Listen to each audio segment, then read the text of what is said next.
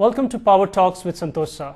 Today we have with us Charles Haviland, BBC correspondent for Nepal, and Thomas Kelly, a celebrated photographer. Nepal has been a focus for global media since last one decade, and probably more than half the world has looked into Nepal through the eyes, minds and hearts of Thomas Kelly and Charles Haviland, two prominent media persons. Charles, you have seen Nepal progress politically over the last 5 years. How do you assess this growth or this change? And how do you see the future of Nepal in terms of positive growth or negative growth?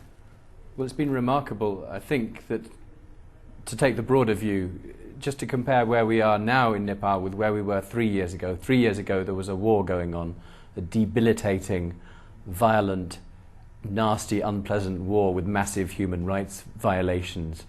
Today there's no war. Today there is largely peace in this country, and that's something I think that Nepalis are thankful for. But of course, looking close up and short term and at what's going on in the ground, it's not all rosy by any means. There is still a lot of violence in this country. Violence is still very much part of politics, particularly in the south of the country. There are shortages of everything. There are shortages of electricity. There are shortages of water. There are shortages of fuel. Some of these things are man-made shortages. Some of them are, of course, owing to nature and natural processes. And there is also a culture of achieving your political aim through threats, through violence, through the band, through the enforced shutdown and stoppage. So those things, of course, are much gloomier, and they are something that this country has to work through. I think in terms of the political situation, we're still seeing how the Maoists are doing in government. It hasn't been many months. It wouldn't be right at all to write off their record at the moment. They're doing some progressive things. So there's a lot going on in this country, a lot of conflicting dynamics, good and bad. We can't really see exactly where the country is heading. Thomas, we have seen the political change, but in your point of view, do you see the beautiful landscapes of Nepal change its color, or is it still the same that it was in the past?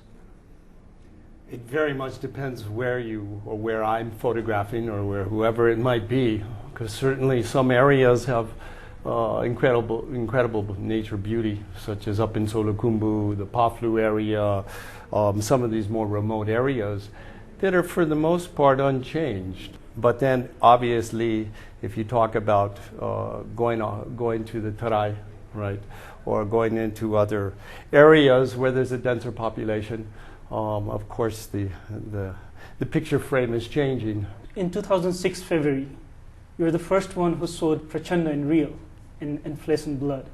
He was in hiding for 20 years and nobody actually believed that he existed in real. You have seen Prachanda as a successful rebel leader, as a successful politician. Do you think he's going to be a successful prime minister as well? Well, I wouldn't say no one believed he existed back in 2006, but I think a lot of people doubted, because most of the pictures of him that were available were drawings.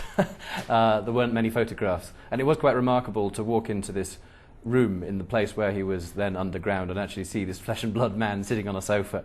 Though, of course, others had interviewed him for the press in the preceding weeks, but it was still a remarkable moment. I feel quite privileged to have been in on that.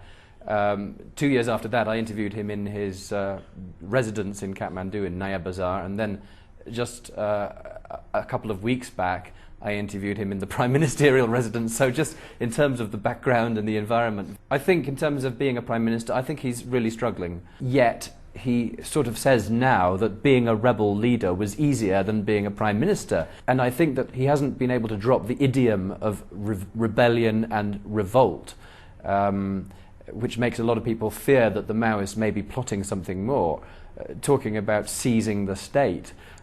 It's not really clear what his grand design is, or indeed how many grand designs his party has, but I think there's absolutely no doubt at the moment whether they believe in long-term democracy or not. I think he is struggling with the day-to-day problems of being a politician, and when he accuses other parties of not cooperating, he is sincere in a way, but he is perhaps learning that that's all part of coalition government and politics.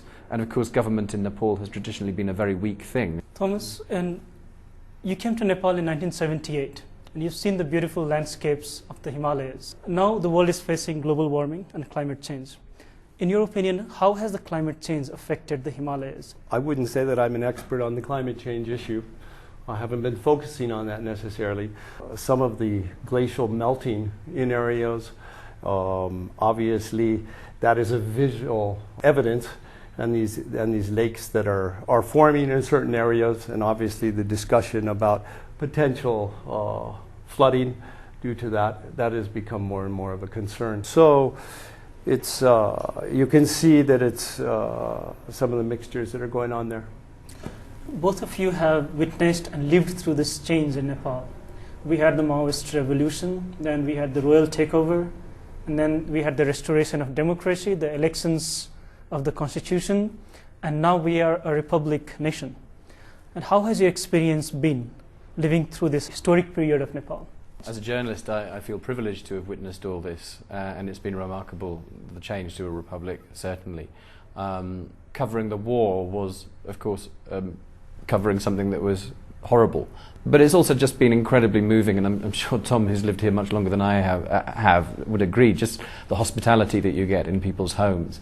The other day, I was interviewing a family who are torn down the middle because their son is in the Nepal army and two of their daughters are in the Maoist PLA. We were all together in this village in Kotang, in the eastern hills, and just we were welcomed like family into their home, given wonderful food, given the most comfortable bedroom to sleep in, and that is to me the trademark of this country. Thomas, how has your experience been in Nepal so far? So I very much agree with what Charles was saying. It's just been an extraordinary privilege to have lived here as long as I have. The beginning periods of my time here, obviously in the Peace Corps, doing a certain service, I was 21 years old then. I'm 52 now. Right, and I was idealistic, romantic, hardworking. If people didn't work, I would go out with a pickaxe. There was a certain amount of frustration and so on. But at the end of the day, over Dalbat, mixing, speaking, joking, and so on and so forth, it took me a long time to, peel away my own frustrations and get used to the tempo and rhythm here.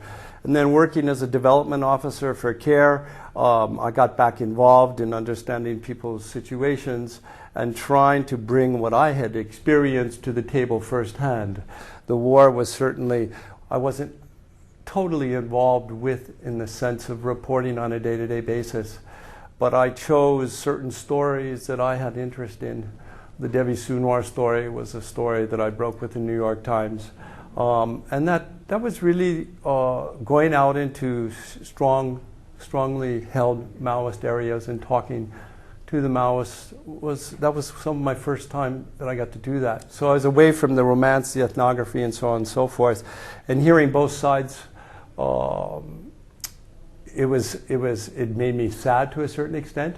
It showed me challenges that the country was going to face and is definitely facing now. Moving on through that and now to this peace accord that has taken place and watching how the situation is developing, and I'm really proud of this, or I'm happy about this social inclusion, but I don't think that the country is going to be ruled on dividing it up along ethnic grounds. It's a tremendous concern of mine. It's got to be worked with, a socioeconomic situation. I think this Madesi or the Nepal situation, and the Tarai and these Pahari and so on and so forth, they have to work together. The camera is the tool, right, to be able to try to create the context of where these answers are coming from, and coming in and asking some sensitive questions like this.